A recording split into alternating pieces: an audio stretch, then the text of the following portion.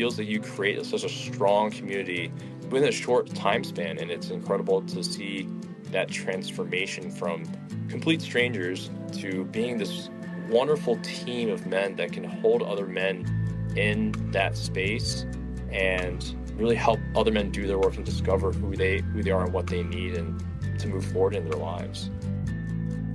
Welcome to the Crucible Project Podcast. The Crucible Project is a nonprofit organization committed to creating a world of men and women who live with integrity, grace, and courage, helping them to fulfill their God-given purpose. This podcast will discuss important and sometimes difficult topics while delivering practical life applications with men and women who are currently practicing this work. We are igniting Christ-like change in men and women through experiences of radical honesty and grace. Hey, welcome to the Crucible Project Podcast. I'm Mark Dunning, your host for today. I'm joined here with Yuan, coming at us from the Chicago community. Welcome, Lewis. Hey, thank you so much for having me, Mark. It's a pleasure to be here. Oh, it's great to have you with us. I'm really excited for our conversation today. Really grateful you were willing to join us. Yeah, for sure. I am pretty humbled and honored to just being part of this podcast right now because, I as we'll talk about, I just completed my initial weekend. So, just really grateful to be here. Oh, that's great. Yeah. So Lewis, why don't you fill us in a little bit about who you are? I'm a single guy, no significant other or kids. I live in Schaumburg, Illinois right now. Been in the Chicagoland area since 2013. I'm originally from New Jersey, South Jersey to be specific, so Mid-Atlantic region. I went to college in Cleveland and then came out to Chicago for medical school. Now I work as the director of operations for a small family-owned chemicals distributor, specifically in the life science spaces. Excellent. So, Lewis, you and I actually recently met. We got to staff a Crucible weekend last month together, and I was so impressed and grateful for who you are and getting to know you and a little bit of your story. I wonder if you'd be willing to share kind of in general what motivated you to attend your initial Crucible weekend and kind of when you went through that weekend experience. My journey kind of goes like this. Grew up in a Christian household, but really fell out of faith in, I want to say high school, and really stopped going to church, when I started college. And a lot of it probably stemmed from me being bullied a lot as a kid. My mother suffered from mental illness, and I was a caretaker for her a lot of the times. And I was praying to God and nothing really improved in my life. And so I just thought that he was there, but he just didn't care about me. And so I really fell out of faith and, really was struggling with my faith over the past year or so even. And walking alone without God has been pretty difficult. I've stumbled a lot. Thinking I could do it all on my own, that, I didn't need God's wisdom. And I got myself in a lot of trouble. I actually got myself expelled from medical school. And even through that, that was back in 2016. And I still didn't think, I needed God in my life or I needed, other men in my life. I really didn't have many, if any, good male role models in my life. And so, but I thought I could still do it myself, that I could be who I wanted to be on my own terms. And it wasn't until I, started working at the company I work at now, I met a guy there, Chris Torsano, who did his initial weekend back in 2018. And I saw it kind of transformed his life. He ended up quitting our jobs to start his own company. He ended up getting married, a year later to his now wife, and they have a wonderful and loving relationship. And just seeing that from where he was before and his struggles with his past relationships, and I was just like, wow, this, he really transformed himself. I wonder what this weekend's about. And, he would talk about his experiences with me, and he would invite me. I just didn't feel like, oh, that's something I needed. And but he kept on asking me. And eventually I felt at a certain point in my life, I was feeling really stuck in that I didn't know what I wanted. I felt like my life was going nowhere. I didn't really have a purpose. And I really wasn't living for myself. I was living for others a lot. I was hiding who I truly was.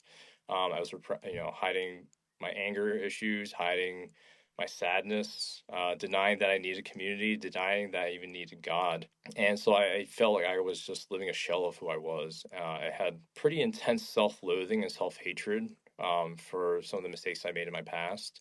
And I felt like I was kind of beyond redemption, having, walking over 17 years without God and without faith. But somehow, as I'll mention later, the weekend really showed me that God was there for me this entire time, Hmm. and He was putting these doors in front of me and inviting me to walk through them. And the Crucible Project was definitely one of those. So Wow. that's what kind of brought me to that initial weekend when Chris, back in August, finally, hey, this is like maybe 2 weeks before that initial weekend, in August 16th to 18th. It was like 2 weeks before, and he said, "Hey, there's a weekend coming up, and here are all the other dates if you can't make the next one." But I just felt called to. I think God was giving me that wisdom to just say yes finally, and yeah, come on an initial weekend, and that's how you and I are talking today. Yeah. Oh, thank you so much for sharing that. I'm hearing from your story a lot of my own too. This stubbornly independent, things didn't go the way they wanted with your mom, and you mentioned medical school and others, and just kind of you have to figure it out for yourself and do it for yourself, and yet Mhm. that wasn't really working for you.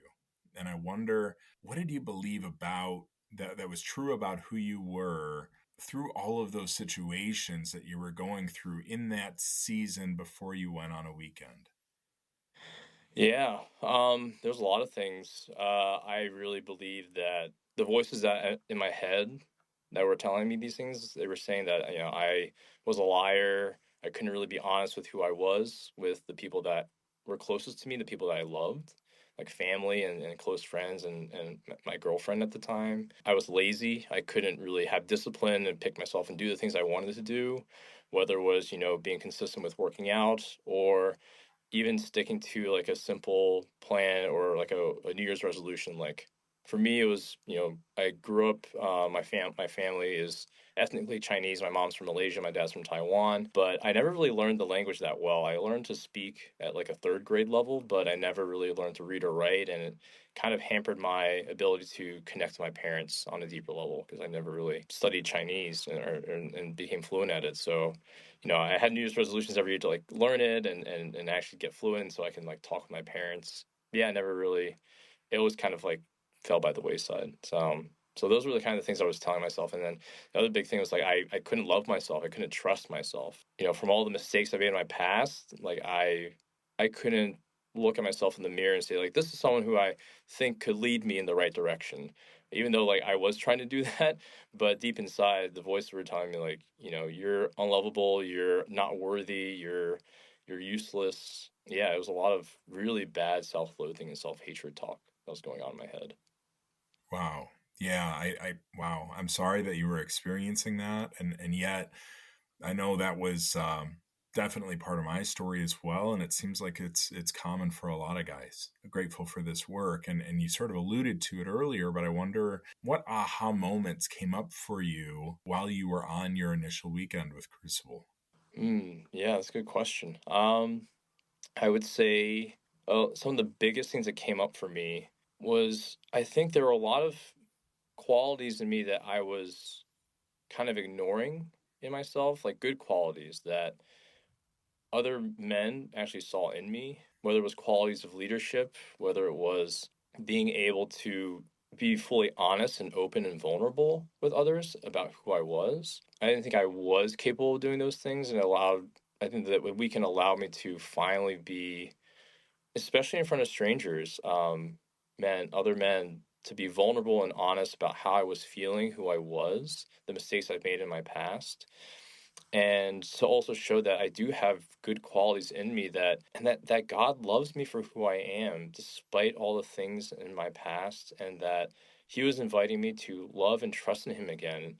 And because I was able to do that work through the weekend, it allowed me to also love and trust in myself as well, feeling God's grace and God's love in those moments.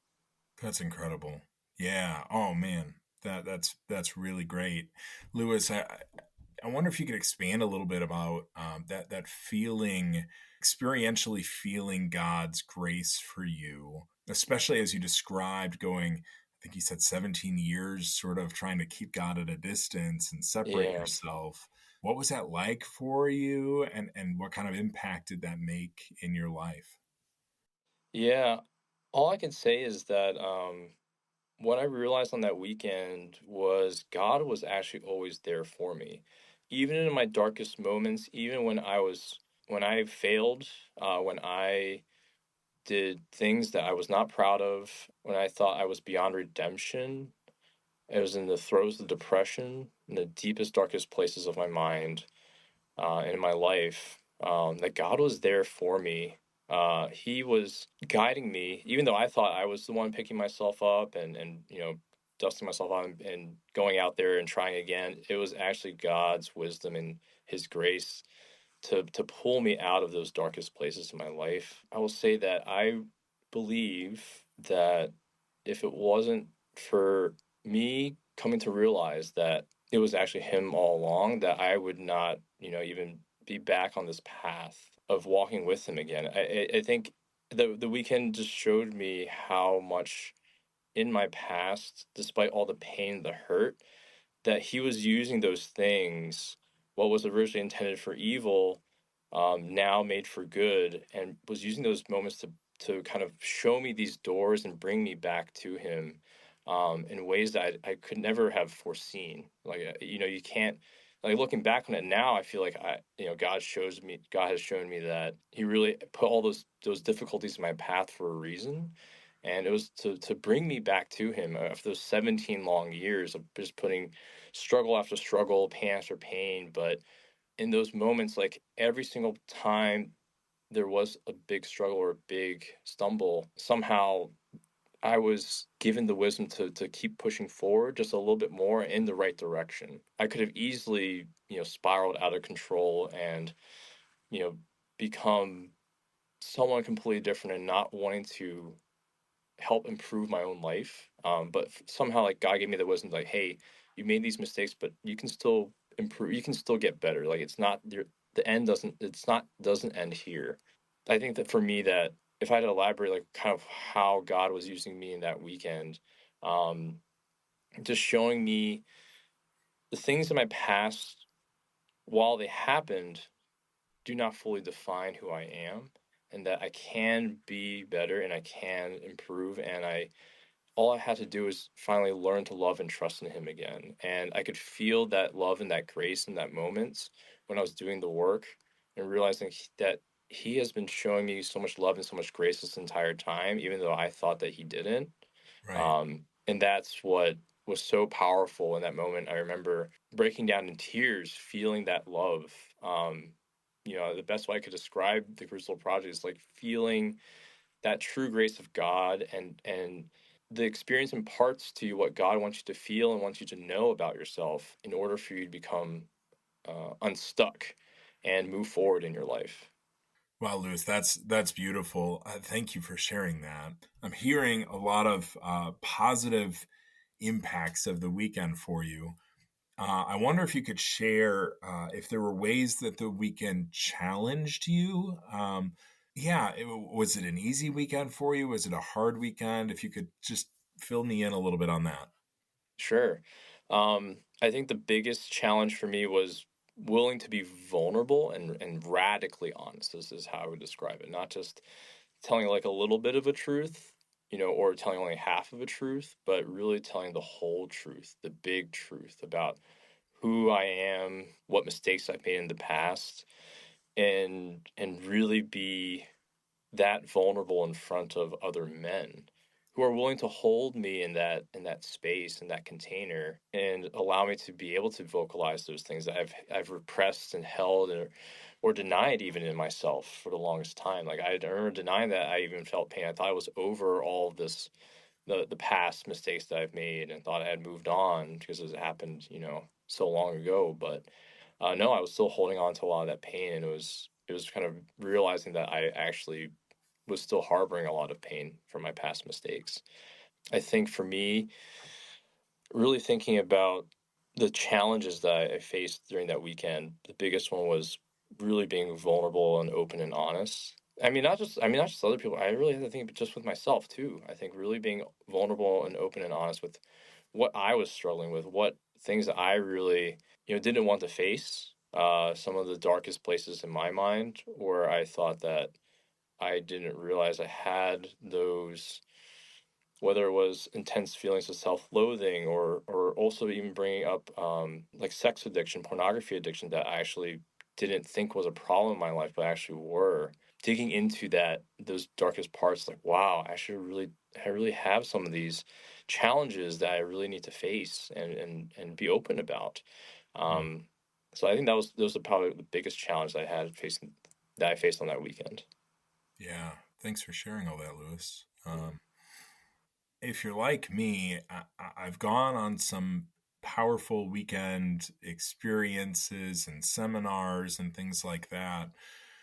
And they're good and helpful, but I wonder how you've been able to take what you got for yourself on a Crucible initial weekend and you've put it back home in your own context. Mm.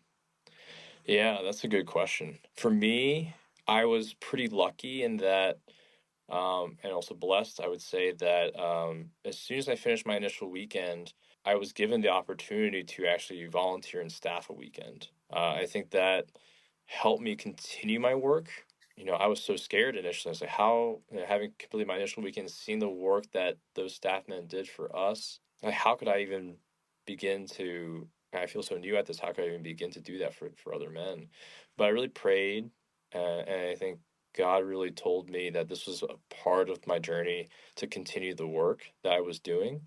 But I guess in other parts of my life too, I had to learn to be radically, not just be vulnerable and radically open and honest during that weekend, but bringing that out into the rest of my life. At the time, I was dating my girlfriend, and we had been dating for 5 years, and really had a hard time telling her that I really wanted to have a family someday. I wanted to have children someday, and I knew that she didn't, and it was really hard for me to before the weekend really like be open and honest with her about that. After the weekend, I really realized like I was not living for myself, and I was living this kind of half truth, and I was really hiding from who I was, and so I brought it upon myself to finally, tell her, how I really felt and be open and honest with her. And granted, like, our relationship didn't last. Like, we ended the relationship, but it allowed me to finally at least show who I was, and being in my desires, my needs, but also just being open and honest with who I am, and being okay with that, and being and trusting myself to make those decisions. And I'm trying to think other places in my life where, yeah, I would say that it allowed me to also be open and vulnerable when it came to my sex addiction and pornography addiction, and recognizing that, one, as an issue, but two, also joining other group work, other men's work, where other men who are struggling with the same problem were being open and vulnerable with who they are, and for me to step into those spaces and be comfortable stepping into those spaces where I never would have even considered that before, and being able to share emotions and vulnerability and struggles in that way where I feel like I never was able to really do that with pretty much anyone. So Wow. yeah, I think those are the few places where I felt like I took out of that weekend that momentum, and how that's impacted my life afterwards. That feels like such a reflection of the version of yourself you were describing.